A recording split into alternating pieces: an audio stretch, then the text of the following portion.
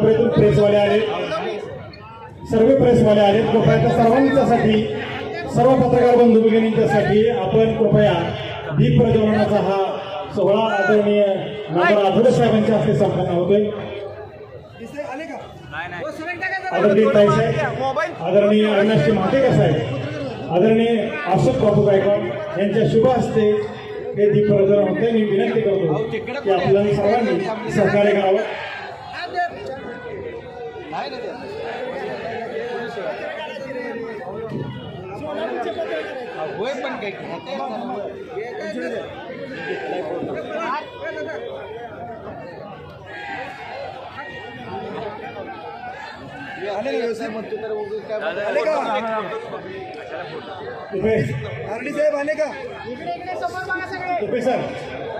आदरणीय आमचे मार्गदर्शक अविनाशजी महातेकर साहेब, आदरणीय राज्याचे अध्यक्ष राजाभाऊ सरोदे आणि सर्व तमाम स्टेजवरची मंडळी, आपण उपस्थित प्रमुख बंधू आणि भगिनी, आपण सर्वजण महाराष्ट्रामध्ये देशामध्ये मांडत आहोत आणि हा पक्ष वाढवण्याचं काम, या पक्षाचं संघटन मजबूत करण्याचं काम, हा पक्ष सत्तेत कसा येईल याचं काम आपले नेते रामदासजी आठवले साहेब करत आहेत. आपण थोडंसं शिवाजी महाराज यांच्या विचारांना अभिवादन करतो. आज हा जनसागर पाहिल्यानंतर हे मानपत्र मरणोत्तर असं भावना देण्यात येत आहे. किशोरभाऊ चळवळ ही उपासनेत उपजीविकेचं साधन नव्हतं. तमाम उपाशी असणाऱ्या सर्व रिपब्लिकन पक्षाच्या बांधवांच्याकडून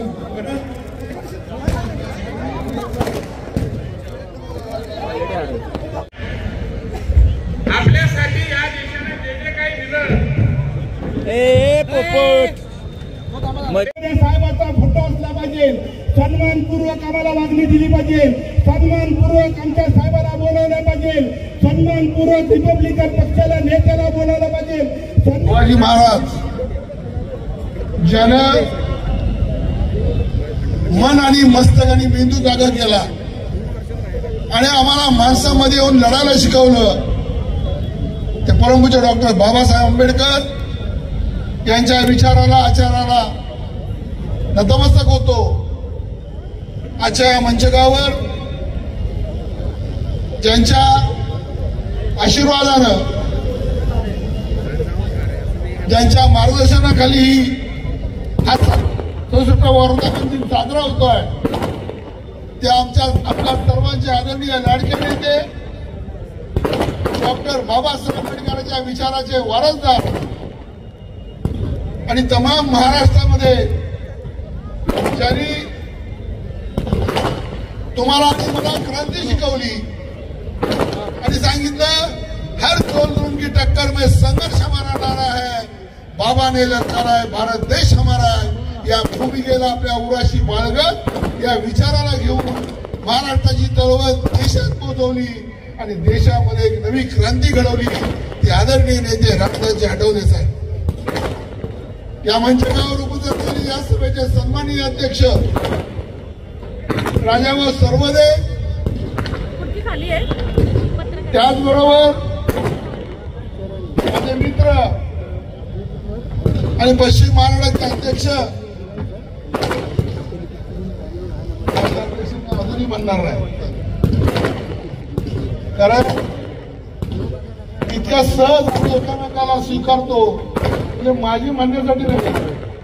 येणाऱ्या काळामध्ये जे माझे सहकार्य करणार आहे, म्हणजे त्यांनी फार आनंदाने माझ्या गळ्यामध्ये माळ घातलेली आहे, मी तेवढ्याच आनंदानं त्यांना माझ्या बरोबर सामावून घेऊन उद्याचा पश्चिम महाराष्ट्र चालवणार आहे ते माझे सहकारी मित्र सूर्यकांतजी वाघमारे यांची महाराष्ट्र प्रदेशच्या सचिवपदी निवड आत्ताच आठवले साहेबांनी या ठिकाणी जाहीर केलेली आहे.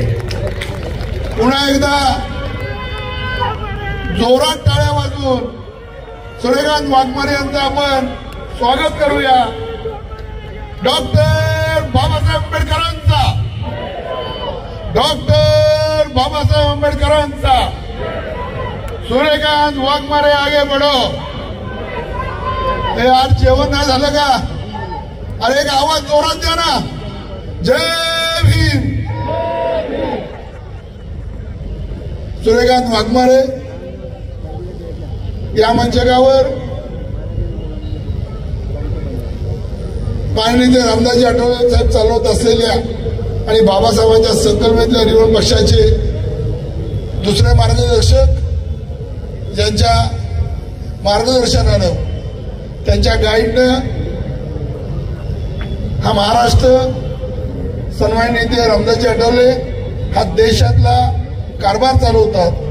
ते या रिवण पक्षाचे राष्ट्रीय महासचिव सन्माननीय अविनाशजी महातेकर, गौतमजी वाघमारे, या व्यासपीठावर उपस्थित असलेल्या आमच्या भगिनी गौतम सोनवणे, व्यासपीठावर उपस्थित असलेल्या आढळे साहेबांच्या अर्धांगिनी आणि आमच्या बहीण सीमाताई आठवले, त्याचबरोबर शिलाताई गांगुर्डे असतील, चंद्रकांता सोनकांबळे असतील, संगीताताई असेल, त्याचबरोबर वाघमारेताई असतील आता, आणि उद्याच्या भावी पिढीला पुन्हा एकदा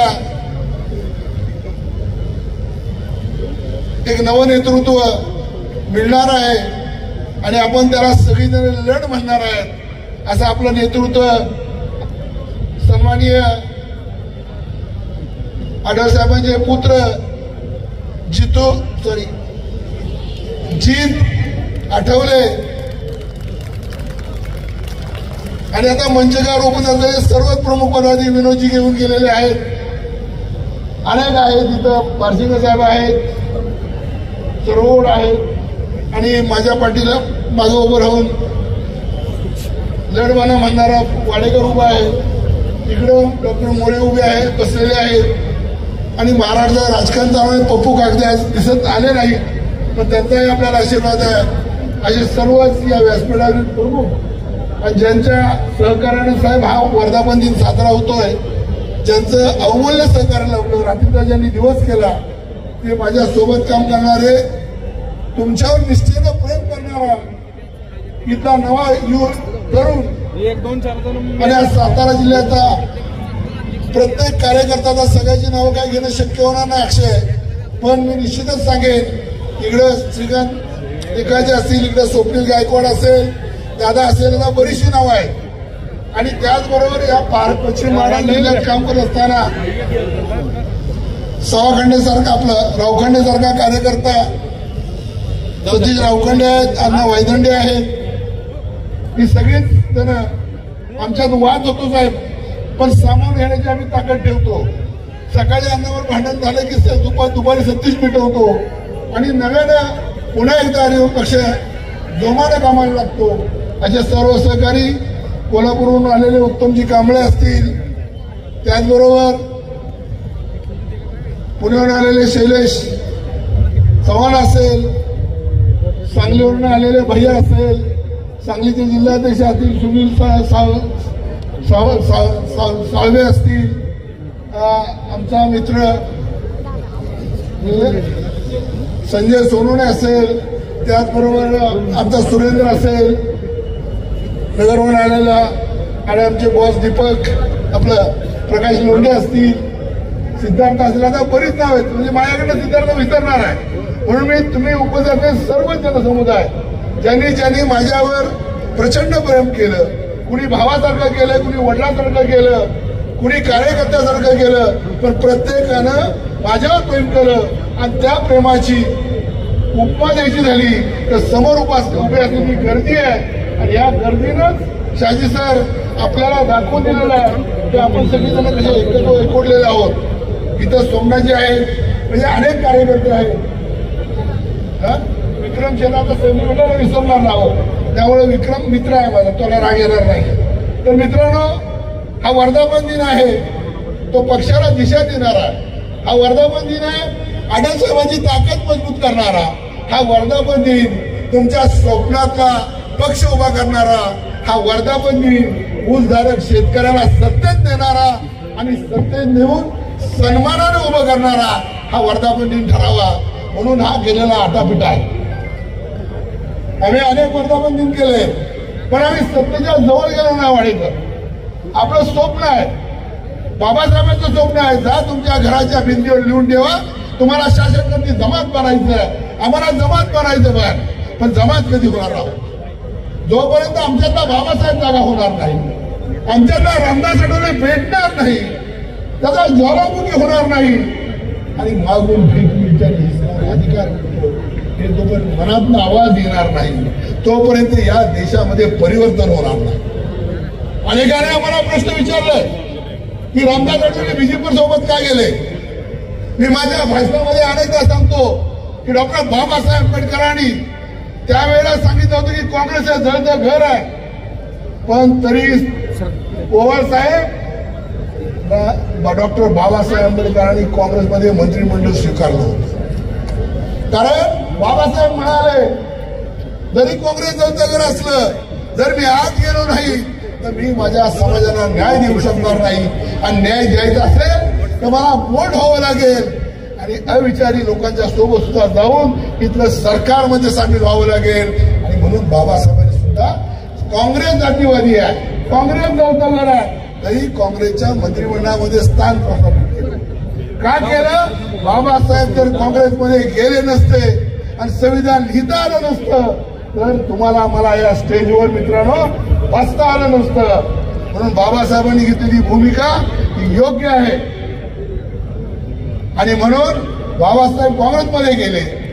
त्यानंतर रामदास आठवले काँग्रेस बाबासाहेब काँग्रेसच्या मंत्रिमंडळात गेले, काँग्रेसमध्ये नाही गेले, मंत्रिमंडळात गेले, सरकारमध्ये सामील झाले आणि त्यांनी आपलं अस्तित्व जिवंत ठेवून तुम्हाला आम्हाला न्याय दिलेला आहे. तर मित्रांनो आठवले साहेबांनी सुद्धा त्याच्याच पावलावर पाऊल ठेवत बीजेपीच्या सरकारमध्ये आपण समाविष्ट झाले, पण आपला पक्ष जिवंत ठेवलेला.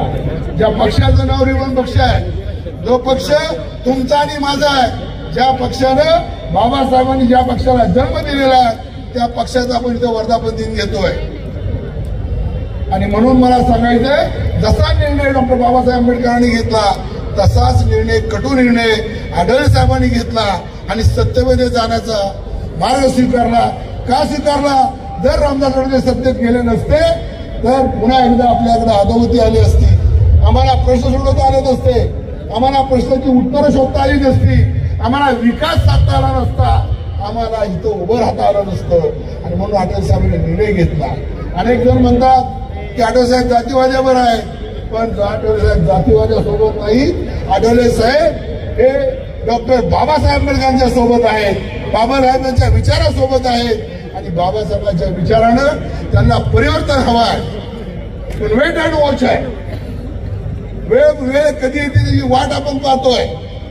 ज्या दिवशी योग्य वेळ, ज्या दिवशी संधी सापडेल आणि ज्या दिवशी आम्हाला कळेल की लोहा गरम आहे आम्ही हातोडा मारतो, त्या दिवशी आठवले साहेब परशुराम वाडेकर इथं 25 आमदार तरी उभे करतात. पण वेळ आहे ना, त्यांच्या मनामध्ये खतखत आहे. तुम्हाला काय वाटतं आम्हाला जर जळतंय साहेबांसाठी जळतंय, म्हणजे साहेब आहे, साहेब ह्या घराचा प्रमुख आहे आणि घराच्या प्रमुखानं तोंड आवळून काम करायचं असतं, विचार करून काम करायचं असतं. पाऊस येणार अर्ज पाठवलाय, बरोबर नाही आला का पाऊस, अर्ज आपला सक्सेस आहे.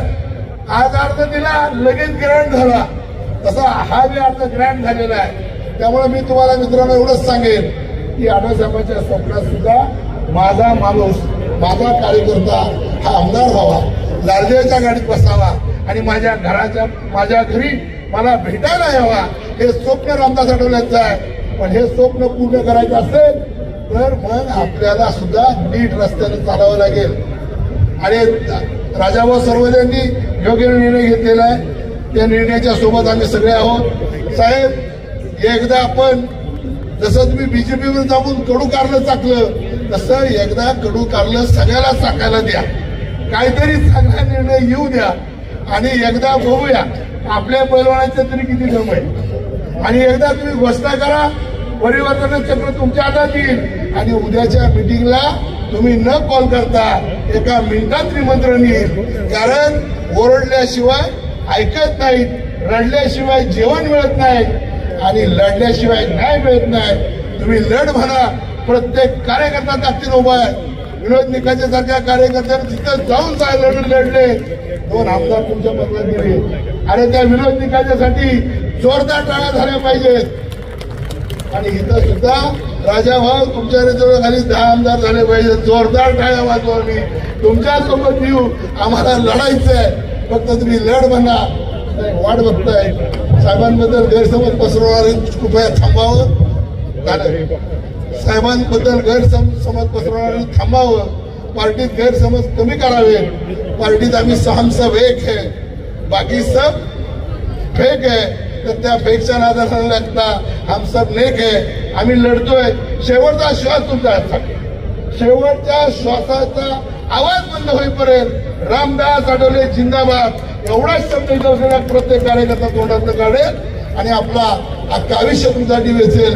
तुम्ही आमचं आयुष्य तुमच्या पदरात घ्या. येणाऱ्या काळात त्या समाजाला न्याय द्या. त्या समाजामध्ये नव्यानं परिवर्तन करा. आम्ही शेवटच्या प्राणाची बाजी लढी करून बाजी प्रभू तरी थोडा लढला पण बाजी प्रभूच्या पेक्षा दुप्पट वेगाने लढणारे सगळे बाजी प्रभू तुमच्या सोबत उभं राहतील. नवा इतिहास घडवतील. आजच्या कार्यक्रमात खरं तर मला बोलायचं पण आता थांबलं पाहिजे. वेळेचा अभाव बघितला पाहिजे. आठवड्यामध्ये मार्गदर्शन ऐकायचं आहे. आलेल्या महाराष्ट्राच्या कानाकोपऱ्यातून आलेल्या प्रत्येक माझ्या जिल्हाध्यक्ष भावांना माझ्याकडून मानाचा सलाम, मानाचा मुद्रा आहे. आपण या भीमाईच्या भूमीमध्ये आलात.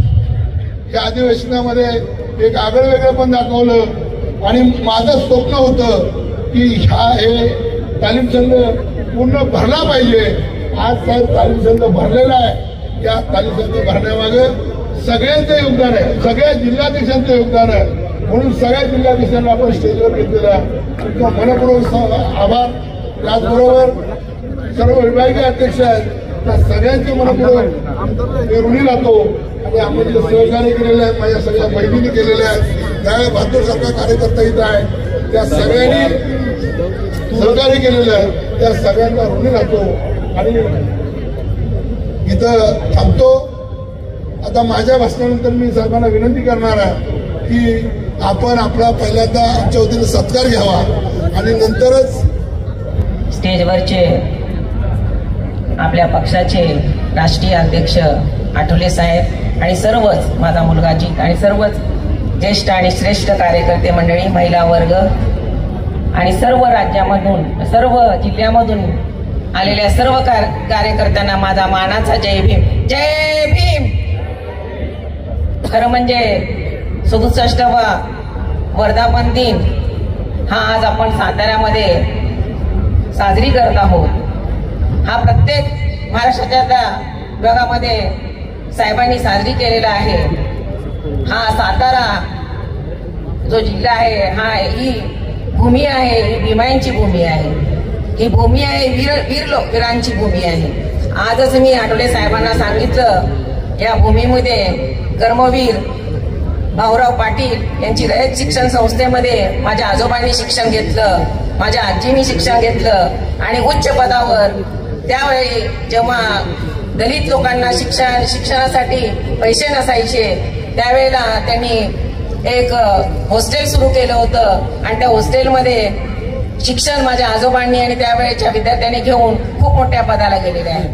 आता रिपब्लिकन पक्षाविषयी सर्वांनीच माहिती दिली. मी जास्त काही माहिती देणार नाही. फक्त एवढंच सांगेन आत्ताच जे जाहीर करण्यात आलं पश्चिम महाराष्ट्राचे अध्यक्षांचं नाव आपले बापू जे पक्षांचे बापू अशोक बापू गायकवाड यांचे मी पुन्हा आज त्यांचं जिल्हा अध्यक्षपदी नाव जाहीर केलं. त्यांचं मी अभिनंदन करते. आणि सूर्यकांत भागमारे महाराष्ट्र सचिव म्हणून नाव जाहीर केलं त्यांचं देखील अभिनंदन करते. आज खरं तर बापूंनी साहेबांना एक प्रकारचं आव्हान केलेलं आहे की सांगितलं की राजाभाऊंनी जो निर्णय घेतलेला आहे त्याचा तुम्ही विचार करावा. साहेब हे दिल में आते हैं समझ में नहीं. तर तुम्हाला साहेबांना ओळखायला अजून खूप वेळ लागेल. मी 32 वर्ष त्यांच्यासोबत संसार केलेला आहे साहेब योग्य तोच निर्णय घेतील आणि आपल्या हिताचाच निर्णय घेतील असं मला वाटतं. साहेबांनी 12 जरी जागा मागितल्या असतील तर त्यातल्या 5 जागा जरी मिळाल्या, त्यातल्या 1 तरी महिलांना दिलं तर महिलांना न्याय देण्यासारखं होईल असं देखील मला वाटतं. मला कमी वेळ देण्यात आलेला आहे.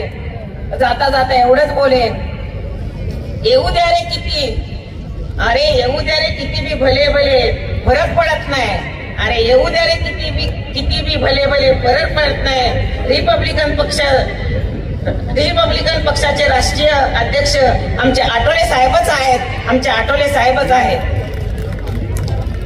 पॅन्थर रामदास आठवले साहेब राजकारणात आहे हुकुमी एक्का. पॅन्थर रामदास आठवले साहेब राजकारणात आहेत हुकुमी एक्का. आरपीआयचा निर्धार झाला आहे पक्का. येणाऱ्या विधानसभेच्या निवडणुकीमध्ये आरपीआयच्या उमेदवाराच्या ऊसधारक निशाणीवर आपण मारायचा आहे शिक्का. आपण मारायचा आहे शिक्का. आम्हाला चॅलेंज देऊ नका. आम्हाला चॅलेंज देऊ नका. आरपीआयच्या नादाला लागू नका. टक्कर आम्हाला देऊ नका. हलक्यात आम्हाला घेऊ नका. अहो आठवले साहेबांचा स्वभाव साधा आहे राव.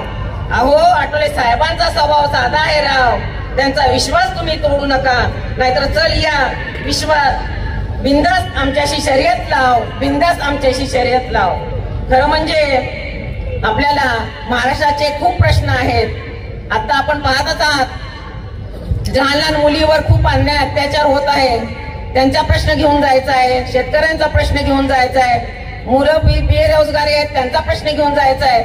आपण उमेदवारीला तिकीट मागतो, पण त्याच्यासाठी काय आपल्याला कसं सामोरे जायचं आहे, तरी आपल्याला सर्व हे प्रश्न घेऊन समोर इलेक्शनला जायचं आहे, निवडणुकीला जायचं आहे. आठवले साहेब चांगला निर्णय घेतील, आपला सिद्धाचा निर्णय घेतील असं मला वाटतं. मी पुन्हा एकदा सर्वांना जय भीम करते आणि आपली रजा घेते. जय भीम, नमो बुद्धाय.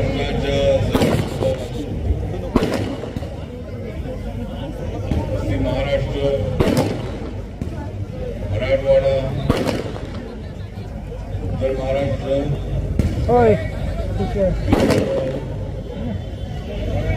मुंबई विभागातून मोठ्या संख्येने आले. रिपब्लिकन पक्षाच्या वर्धापन दिनाचा हा मेळावा महाराष्ट्रातील सर्व ऍक्टिव्हिटी करणाऱ्या कार्यकर्त्यांचा मेळावा या ठिकाणी होत आहे. डॉक्टर बाबासाहेब आंबेडकर या ठिकाणी प्रायमरी स्कूलमध्ये शिकले होते.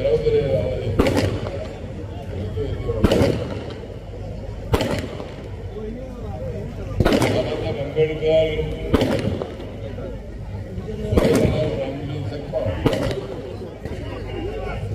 बाबासाहेब आंबेडकरांचे वडील होते. महोमध्ये ते सुभेदार असताना आर्मीमध्ये बाबासाहेबांचा जन्म 14 एप्रिलला 1891 झाला होता.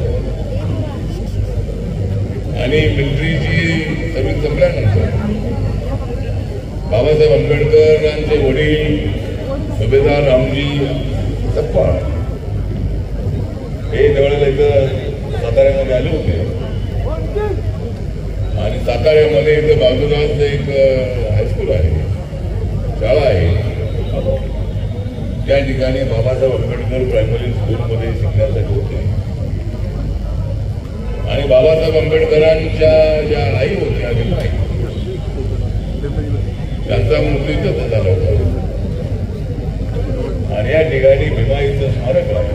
स्मारक काय तिथं झालं नाही, पण त्या ठिकाणी भीमाईचं स्मारक किंवा भीमाईचं जे अंत्यसंस्कार झालेला होता आणि तो राहावा.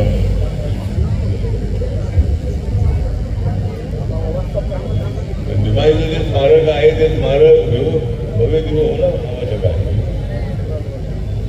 काही डीपी प्लॅनच्या काही अडचणी आहेत त्या दूर करण्याच्या संबंधामध्ये मुख्यमंत्र्यांना आपण एकदा बोललेलो.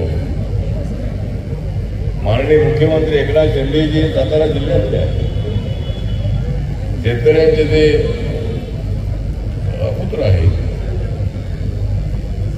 आणि त्यांच्या जिल्ह्यामध्ये भीमाईचं भव्य दिवस स्मारक उभं राहणं अत्यंत आवश्यक आहे. जवळजवळ 300-400 कोटी रुपये खर्च करून या ठिकाणी भीमाईचं एक स्मारक चांगलं उभं राहतं. आजूबाजूला जी 2-4 एकर जागा आहे ती घ्यावी आणि बाबासाहेब आंबेडकरांना जन्म देणाऱ्या भीमाईचं भव्य असं स्मारक या ठिकाणी उभं राहिलं पाहिजे अशी रिपब्लिक पक्षाची मागणी आहे. सातारा हे जे ठिकाण आहे हे साधा म्हणजे माझ्या भीमानी जिंदगीमध्ये पैशाची केली नाही कमाई. माझ्या भीमाने आपल्या जिंदगीमध्ये पैशाची केली नाही कमाई, पण आमचं प्रेरणा स्थान आहे भीमाईचा आशीर्वाद. भीमाईच्या पोटी जन्माला आलेली बाबासाहेब आंबेडकर एवढी मोठी होती, जगामध्ये त्यांची ख्याती होईल असं कधी त्यावेळेला सातारच्या लोकांना वाटलं नसेल. बाबासाहेब आंबेडकर हे अत्यंत ज्ञानी पुरुष होते. बाबासाहेब आंबेडकर फक्त 21 वर्षाचे असताना कोलंबिया विद्यापीठामध्ये राजश्री शाहू महाराजांच्या स्कॉलरशिप होती. आपल्या सयाजी महाराजांच्या स्कॉलरशिप वरती बाबासाहेब आंबेडकर कोलंबिया विद्यापीठामध्ये शिक्षणासाठी गेले होते. ते फक्त 21 वर्षाचे होते, पण आपल्या समाजाच्या बद्दल त्याला प्रचंड अशा पद्धतीचे असतात. माझ्या समाजाला न्याय मिळाला पाहिजे, माझ्या समाजाच्या न्यायासाठी मला संघर्ष केला पाहिजे, मला अभ्यास केला पाहिजे, त्याला मला जागं केलं पाहिजे म्हणून बाबासाहेब आंबेडकर रात जागत होते. 18 तास अभ्यास करणारा हा नौजवान तरुण बाबासाहेब आंबेडकरांनी प्रचंड अशा पद्धतीचे कष्ट उपसलेले आहेत तुमच्यासाठी.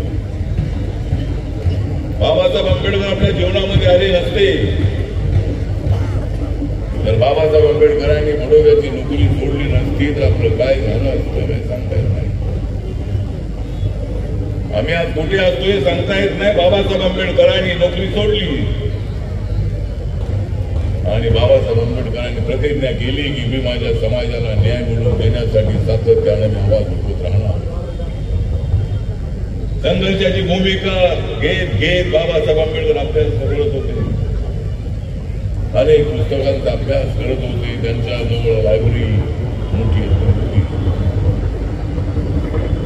आणि बाबासाहेब आंबेडकर या देशाच्या घटनेचे संस्कार घटना समितीने जरी संविधान बनवलेलं असलं तरी बंधू भगिनीनो बाबासाहेब आंबेडकर ड्राफ्टिंग कमिटीचे चेअरमन म्हणून त्यांच्यावर फार मोठी जबाबदारी होती. रात्र ते जागायचे. डॉक्टर सविता आंबेडकर, भाईसाहेब आंबेडकर त्यांच्यासोबत असायच्या. जवळजवळ 8 वर्ष भाईसाहेब आंबेडकर शेवटच्या काळामध्ये त्यांच्यासोबत राहिले आणि भाईसाहेब आंबेडकर तशा बुद्धिस्ट होत्या. 14 ऑक्टोबर 1956 नागपूरमध्ये झालेल्या दीक्षा समारंभामध्ये भाईसाहेब आंबेडकर बाबासाहेब आंबेडकरांच्या बाजूला उभ्या सोबत होत्या. त्या माई साहेबांना प्रचंड बदनाम करण्याचा प्रयत्न त्या काळात त्या नेत्यांनी केला होता. दलित क्रांती ऑफ इंडियाच्या काळामध्ये, भारतीय दलित क्रांतीच्या काळामध्ये माई साहेबांना आपण घेऊन फिरलो. महाराष्ट्रात अनेक जिल्ह्यामध्ये गेल्यानंतर अनेक आमच्या भगिनी, आमचे तरुण, आमचे वयोवृद्ध लोक माई साहेबांना बघण्यासाठी यायचे, त्यांच्या पायाला स्पर्श करायचे आणि आम्हाला बाबासाहेबांना पाहता आलं नाही पण आपण इथे आलेले आहात आणि म्हणून भाईसाहेब आंबेडकरांच्या बद्दल प्रचंड आदर ठेवणारे अनेक लोक आम्हाला भेटायचे. भाईसाहेब आंबेडकरांना न्याय मिळाला पाहिजे भूमिका आम्ही घेतलेली होती. भाईसाहेबांना ज्या नेत्यांनी बदनाम केलेला आहे, बाबासाहेब आंबेडकरांसारखा एवढा अवाढव्य विचार करणारा माणूस आणि त्या बाबासाहेब आंबेडकरांच्या पत्नीच्या संबंधामध्ये मनामध्ये शंका ठेवणं योग्य नव्हतं. बाबासाहेब आंबेडकरांचा घात भाईसाहेबांनी केला अशा पद्धतीचा प्रचार त्या काळामध्ये मोठ्या प्रमाणामध्ये करण्यात आला. पण बंधू भगिनीनो असं नव्हतं. माई साहेबांना मी विचारायचो, माई आपण कुंकू का लावतात? बाबासाहेब आज नाही, हयात नाही आणि आपली परंपरा आहे की आपण आपला नवरा मृत्यू पावल्यानंतर कुंकू लावणारी महिला आपल्याला दिसत नाही. त्या म्हणायचे मी बौद्ध आहे, मी बुद्धिस्ट आहे, माझ्या बौद्ध धर्मामध्ये अशा परंपरा नाही. आणि माईसाहेब आंबेडकर जरी ब्राह्मण असल्या तरी माईसाहेब आंबेडकर खऱ्या बुद्धिस्ट होत्या. बाबासाहेब आंबेडकरांनी आम्हाला बौद्ध धर्माची दीक्षा दिली.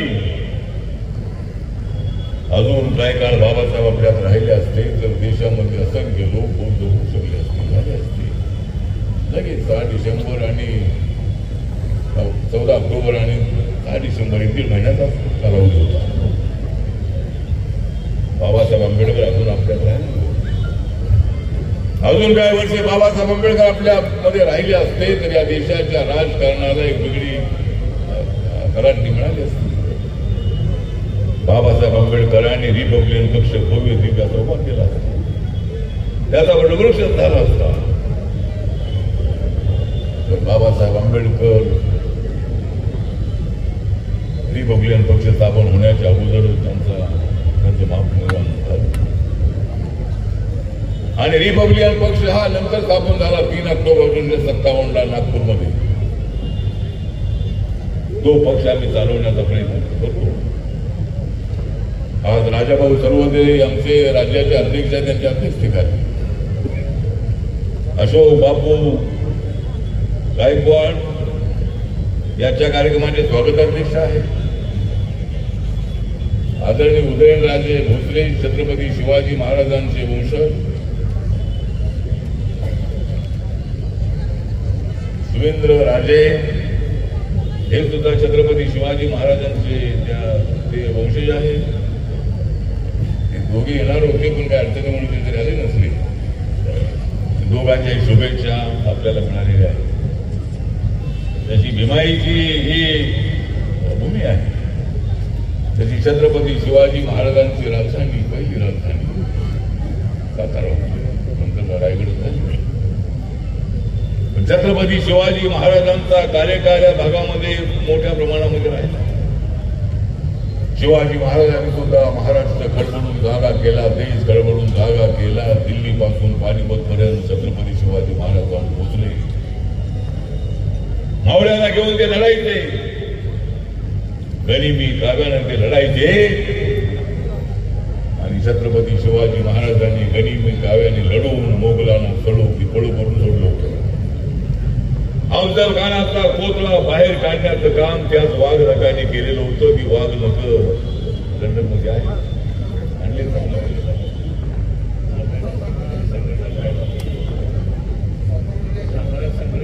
ती वाघ नक साताऱ्यामध्ये आहे. तर कोणी एखाद्या जर अफजल खान जर समोर आला आणि माझ्या हातात ती नक आली तर त्या अफजल खानाचा कोतळा बाहेर काढण्याशिवाय मी राहणार. बाबासाहेब आंबेडकरांच्या संविधानाला कोणी हात लावत असेल, बाबासाहेबांचा कोणी अपमान करत असेल तर त्यांचा पुतळा बाहेर काढण्याची आजी माझ्याकडे ताकद आहे. आम्ही गेल्या गवाड्याचे आम्ही लोक नाही. आम्ही जय भीमकानाला बोलून देणारे लोक आम्ही आहोत. सत्ता असो की नसो पण संघर्ष करायचा, अन्यायाच्या विरुद्ध लढायचं. आता लढ म्हणताय पण लढायला सांगितल्यानंतर तुम्ही लढलं पाहिजे. लढता का मला लढायला सांगितलं लढलं पाहिजे, बसायला सांगितलं जर बसलं पाहिजे.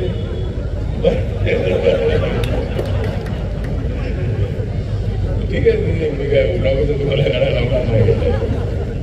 ठीक आहे, आपल्याला पक्ष वाढवायचा. आपला पक्ष छोटा पक्ष आहे, गरिबांचा पक्ष आहे.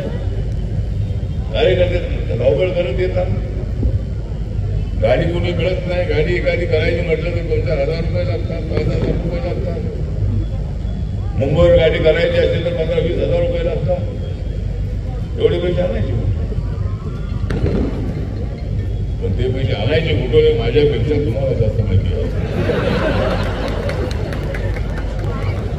मी कुणाकडून पैसे आणत नाही. का आणत नाही तर मी कुणाला पैसे मागत नाही, कारण मला कुठे देत.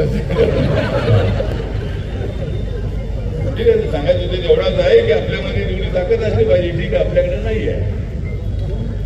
चळवळीत काम करताना मी चळवळ सगळ्या देशामध्ये वाढवलेली आहे. माझ्याकडे काही पैसे होते असायचे नाही. कपडे मात्र माझे चांगले असायचे. नंतरच्या काळामध्ये नोकरीवाले चांगले असायचे. कुठे एखाद्या जिल्ह्यामध्ये गेलो तर मला कपडे घेऊन द्यायचे आणि सर्वात मला जास्त कपडे घेऊन देणारा राजा सर्वोदय आहे. म्हणजे सोलापूरमध्ये गेलो त्या ठिकाणी अनेक त्याचे मित्र आहेत. एका मित्राला सांगितलं की ते हे घ्या ते घ्या, एवढे कपडे घ्या तेवढे कपडे घ्या. घ्या म्हणतात तरी मी घेतो. कपड्याचा विषय नाही आहे, पण ठीक आहे. आपण सर्वजण अत्यंत चांगल्या तळमळीनं काम करणारे लोक आहोत. सत्तेपर्यंत पोहोचण्याचं काम आपण केलेलं आहे. बाबासाहेब आंबेडकरांच्या आदेशाप्रमाणे, त्यांच्या मिशन प्रमाणे. मतदानाच्या राजकारणामुळं काय फार विशेष मिळते असं नाही. माझ्या वर्गामध्ये कोणी काही बोलत असेल बोलू द्या. त्यांना बोलायचं असेल त्यांना माझ्या वर्गामध्ये बोलू द्या, पण वेळ आली तर मला त्यांचं बोल बोलू द्या. पण मी कोणाचे बोल बोलत नाही आहे. माझं मिशन आहे बाबासाहेब आंबेडकरांचा विचार घराघरापर्यंत पोचवायचा. माझं मिशन आहे देशाच्या कानाकोपऱ्यामध्ये बाबासाहेबांचा आरपीआय घेऊन जायचं, निळा झेंडा घेऊन जायचं. आणि नॉर्थ ईस्ट मध्ये दलितांचं पर्सेंटेज अजिबात नसल्यासारखं आहे. त्या ठिकाणी ट्रायबल कम्युनिटी मोठ्या प्रमाणामध्ये आहे, ख्रिश्चन कम्युनिटी, ट्रायबल कम्युनिटी मोठ्या प्रमाणात आहे. आपण लक्षद्वीपला गेला तर त्या ठिकाणी 70,000 फक्त त्यात पॉप्युलेशन आहे. 70,000 आणि 70,000 पॉप्युलेशन आहे आणि लोकसभेचं मतदान 65,000 आहे. त्या ठिकाणी सगळे मुस्लिम आहेत. मुस्लिम आहेत म्हणजे ते ट्रायबल आहे. टिपू सुलतानांच्या काळामध्ये टिपू सुलतान त्या ठिकाणी गेले, त्यांचं त्या ठिकाणी राज्य होतं आणि त्या ठिकाणी सगळे हिंदू नंतर मुस्लिम झाले आहेत. मुस्लिम समाज के बारे में मेरा कहना यह है कि मुस्लिम समाज ने मतलब हमारे साथ रहने की आवश्यकता है. हम आपके खिलाफ नहीं है. नरेंद्र मोदी जी आपके खिलाफ नहीं है. एक तो मंडल कमीशन में जो 80% मुस्लिम कम्युनिटीज आती है, आपको भी रिजर्वेशन मिलता है. दूसरा ही इकोनॉमिकल सेक्शन का जो 10% आरक्षण हमारे मोदी सरकार ने दिया है, उसका भी आपको फायदा होता है. जो योजना मोदी जी ने लागू की है, जनधन योजना है, आवास योजना है, उज्ज्वला योजना है, आयुष्मान भारत योजना है, कई योजनाएं हैं. उस योजनाओं का फायदा मुस्लिम कम्युनिटी को भी होता है. ऐसा रूल नहीं कि मुसलमानों को नहीं देना है. लेकिन कांग्रेस वाले, राहुल गांधी जी वो भी बड़े ज्यादा एक्टिव बन गए हैं. जो कि मैं इतना बताना चाहता हूं कि राहुल गांधींची ज्या जागा निवडून आलेल्या आहेत, सुरुवातीला 42 जागा निवडून आल्या. 2014 मध्ये काँग्रेसच्या 44 जागा निवडून आल्या. 19 मध्ये 52 जागा निवडून आल्या आणि आता 99 जागा निवडून आल्या. आणि बीजेपीला आता मिळालेल्या जागा 240-241 आहे. या 3 निवडणुकीच्या जागांची बेरीज केली तर बीजेपीच्या जागा जास्त आहेत. त्यामुळं राहुल गांधी म्हणतायत की आम्ही आता इथं ठीक आहे, तुम्हाला चांगल्या जागा मिळाल्या, पण तुम्ही संविधान बदलणार अशी चर्चा केली तर मी तुम्हाला सांगतो बंधू आणि भगिनींनो, माझ्या बाबांचं संविधान कोणाला बदलता येणार नाही. जर कोणी बदलण्याचा प्रयत्न केला तर शिवाजी महाराजांच्या वाघ नक्याने मी काय करीन मी तुम्हाला सांगितलेलं आहे. बाबासाहेब आंबेडकरांचं संविधान कोणी बदलू शकत नाही. प्रचार करण्यात आला हे संविधान बदलणार, आरक्षण काढणार. पण आमचा जय भीमवाला समाज असा आहे की जर आमच्या पायावर तुम्ही पाय दिला, याद राखा आमच्यासारखे कडू अवलादीचे लोक कोणी नाही. आम्ही मरायला न घाबरणारे असे लोक आहोत. उद्या मरायचं आहे त्यावेळी आज आम्ही मरायला तयार आहोत. बाबासाहेब आंबेडकरांच्यासाठी, आमच्या बाबांसाठी वाटेल ते.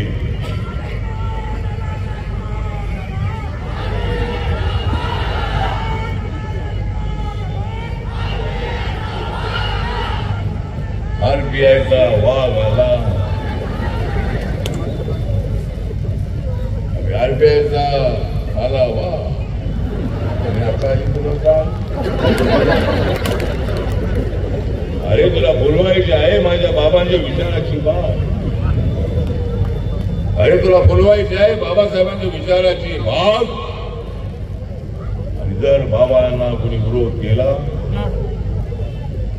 तर आपल्याजवळ आहे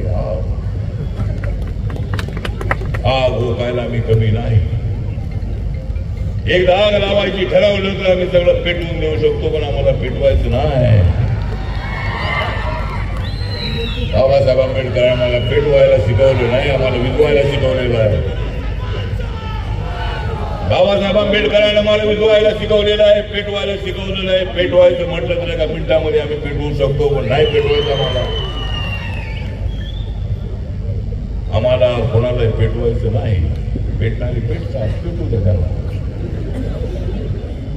आम्ही कुणाला पेटवण्याचा विषय अजिबात नाही. पेटवण्यापेक्षा पटवण्याचं काम आपल्याला करायचं. आपल्याला निवडून यायचं असेल तर दुसऱ्या जाती जमातीने आपल्याला सोबत आणायचं. सगळ्या जाती धर्माच्या लोकांना सोबत आणायचं.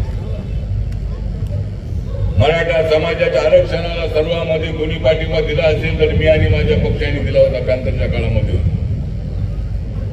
मराठा समाजातल्या गरिबांना आरक्षण मिळालंच पाहिजे.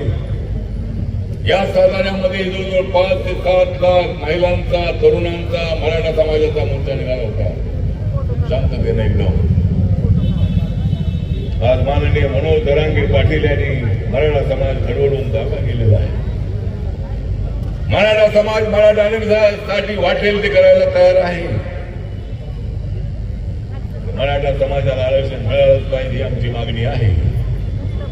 एकनाथ शिंदेच्या, देवेंद्र फडणवीस यांच्या सरकारने 10% आरक्षण देण्याचा निर्णय घेतलेला आहे. राज्यामध्ये आरक्षण हे लागू करण्यात आलेलं आहे. कुणबी समाजाला आरक्षण देण्याचा निर्णय ऑलरेडी आहे मंडल कमिशनचा. गरीब मराठा माणसाला आरक्षण मिळालं पाहिजे. त्यासाठी मनोज जरांगे पाटील आम्ही आपल्यासोबत आहोत. राज्याचं आरक्षण मिळालेलं आहे, केंद्राचं कसे मिळवायचं बघूया. आणि आम्ही तुमच्यासोबत आहोत. तुम्ही सुद्धा आमच्यासोबत राहिलं पाहिजे. तुम्ही आमच्यासोबत राहिला तर आम्ही तुमच्यासोबत. तुम्ही आमच्यासोबत राहिला नाही तरी आम्ही तुमच्यासोबत. आम्ही मराठा आरक्षणासाठी आम्ही तुमच्यासोबत आहोत. म्हणून माननीय एकनाथ शिंदे सरकारला, देवेंद्र फडणवीस यांच्या सरकारला, अजितदादा पवार यांच्या सरकारला एवढंच सांगणं आहे, माझा पक्ष आहे छोटा. माझा पक्ष आहे छोटा, पण तो काम करत नाही खोटा. खोटं काम आम्ही करत नाही आहे. इमानदार लोक आहोत आम्ही. नरेंद्र मोदींच्या नेतृत्वाखाली देश विकासाच्या दिशेने भरधावपणे पुढे चाललेला आहे. नरेंद्र मोदींच्या काळामध्ये बाबासाहेबांची 26 स्मारक झालेली आहे. काँग्रेसच्या काळामध्ये त्याने काही सगळं आठवत नव्हतं. आज राहुल गांधी बाबासाहेबांचं संविधानाचं पुस्तक सगळ्यांना दाखवत आहेत. सत्ता होती त्यावेळेला बाबासाहेबांचं हिंदू स्मारक त्यांनी नाही केलं. 26 अलीपूर रोडचं स्मारक त्यांनी नाही केलं. लंडनमध्ये घर विकत घेतले 41 कोटी रुपयाला देवेंद्र फडणवीस मुख्यमंत्री असताना आणि प्रधानमंत्र्यांच्या हस्ते त्याचं लोकार्पण झालं. मी तेवढं लोक केलं होतो. जपानमध्ये बाबासाहेबांचा पुतळा उभा करण्यात आला. आता अंदमानमध्ये बाबासाहेबांचा पुतळा आहे. निकोबारमध्ये लवकरच बाबासाहेबांचा पुतळा उभा राहणार आहे. लक्षद्वीपमध्ये आम्ही बाबासाहेबांचा पुतळा उभा करणार आहोत. आणि बाबासाहेब आंबेडकरांच्या विचाराचा रिपब्लिकन पक्ष आपल्याला मजबूत करायचा आहे. त्यासाठी बंधू भगिनींनो, या ठिकाणी आमचे काही किशोर तपासे हे कक्कया समाजाचे होते, ढोल समाजाचे होते. अनेक वर्ष ते आपल्यासोबत राहिले. अण्णाभाई बंडे मातंग समाजाचे आहेत, ते आपल्यासोबत आहे. मातंग समाजाला माझं निवेदन आहे, रिपब्लिकन पक्ष आपला पक्ष आहे.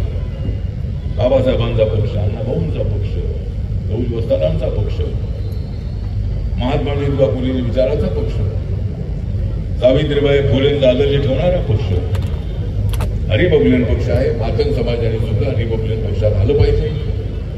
धर्मकार समाज आहे, कक्कया समाज आहे, बाकीचे सगळे समाजाचे शेड्यूल कास्टचे लोक आहे. सगळ्यांना माझं निवेदन आहे, या तुम्ही रिपब्लिकन पक्षामध्ये आपण मोठा पक्ष बनवूया. तुम्हाला सत्तेचा वाटा देऊ, तुमचा समाज आमच्या सोबत आला पाहिजे. कार्यकर्त्यांना निवेदन आहे की नक्की राजाभाऊंनी सांगितलं कोणाकोणाला काय मिळालं, ज्यांना मिळालं नाही त्यांना मिळेल, हळूहळू टप्प्याटप्प्यानं मिळेल. पण आमच्याकडं एकनाथ शिंदेजींनी, देवेंद्रजींनी, अजितदादांकडे लक्ष द्यावं. माझ्यासोबत गोरगरीब कार्यकर्ते इंग्रजीसारखे माझ्या पाठीमागे फिरत असतात, माझ्यासोबत येत असतात, वाटेल ते काम करत असतात. त्यांच्याकडे लक्ष द्या. सत्ता आपल्या हातामध्ये आहे. उद्या आपल्याला या महाराष्ट्रामध्ये आपलं सरकार आणायचं, त्यासाठी दलित मतदारांची नितांत अशी आवश्यकता आहे, बौद्ध मतदारांची आवश्यकता आहे. आम्ही आहोत तुमच्यासोबत, आम्ही आहोत तुमच्यासोबत, नरेंद्र मोदीच्या सोबत आम्ही आहोत. या महाराष्ट्रामध्ये गावागावामध्ये माझा पक्ष आहे. गट असतील आरपीआयमध्ये, माझा पक्ष वस्ती वस्तीमध्ये, गावागावामध्ये, शहरामध्ये, सगळ्या राज्यामध्ये माझा पक्ष आहे. माझ्या पक्षाच्या कार्यकर्त्यांकडे आपण लक्ष द्या. या ठिकाणी अनेक कार्यकर्त्यांना नावं म्हटलं तर ते नावं सगळ्या अगोदर घेतलेलीच आहे. नावं सगळ्यांची घेतलेलीच आहे. आता 1-2-4 लोकांची नावं घेतली, सगळे माझ्याकडे नका मला बघतात, नंतर मला फोन करतात की साहेब घेतलं नाही. नावाचा विषय नाही आहे. सगळे आपले कार्यकर्ते, सगळे स्टेट कमिटीचे पदाधिकारी या ठिकाणी उपस्थित आहेत, ऑल इंडियाचे कार्यकर्ते इथे उपस्थित आहेत, महिला कार्यकर्ते आहेत, युवा कार्यकर्ते आहेत, पक्षाच्या कमिटीचे सगळे कार्यकर्ते या ठिकाणी उपस्थित आहेत. आपण कामाला लागायचं आहे, महायुतीला सत्तेवर आणायचं आहे. ज्या आरपीआयला जागा मिळतील त्या जागा निवडून आणण्यासाठी प्रयत्न करायचा आहे. नंतर जिल्हा परिषद आहेत, पंचायत समिती आहे, नगरपालिका आहे, महानगरपालिका आहे. त्या निवडणुकीच्या तयारीला आपण लागायचं आहे. कुठं कुठं आपल्याला उभं राहायचं आहे त्याचं आपण यादी तयार करायची आहे. आणि शिवसेना, भाजप आणि राष्ट्रवादी जे आपले मित्र पक्ष आहे त्यांचे बोलायचं आहे. म्हणून आपला मी फारसा वेळ घेत नाही. आपल्या सगळ्यांना परत जायचं आहे. आपली सभा ही आपली 1-1.5 तासामध्ये संपायला हवी. इतर पक्षामध्ये वेळेवर व्यक्ती बोलत नाही आहे. आम्ही माणसं आणलेले आहेत, त्यांनी माणसं आणलेले आहेत आणि ही चर्चा होते की आम्ही माणसं आणलेली आहेत, आम्हाला बोलायला मिळालं नाही, ज्यांनी माणसं आणली नाही त्यांना बोलायला मिळालं नाही. तर त्यासाठी मी एवढं सांगतो की ज्यांनी माणसं आणली नाही त्यांना यासाठी बोलायला मिळतो की त्याने नंतर माणसं आणायची. त्यामुळं बोलण्यातून ठीक आहे, सगळ्यांना बोलायला देत नाही. आपण आणि लिडर जो असतो तो माणसं आणणारा लिडर असतो. लोक नेता बनायचा असेल तर तुम्हाला हे काम करायचे. मी सुरुवातीला भाषण करत नव्हतो. अनेक वर्षी मी माझ्या लोकांसमोर आता भाषणामध्ये नव्हतो, पण आज मात्र आपण मोठ्या संख्येने आला, त्याबद्दल आपण सगळ्यांसाठी आभार व्यक्त करतो आणि माझे 2 शब्द संपवतो. ही सभा आणि वर्धापन दिनाच्या सर्वांना मी हार्दिक शुभेच्छा देतो आणि ही सभा संपलेली आहे. या अध्यक्षांच्या वतीने जाहीर करतो. जय भीम.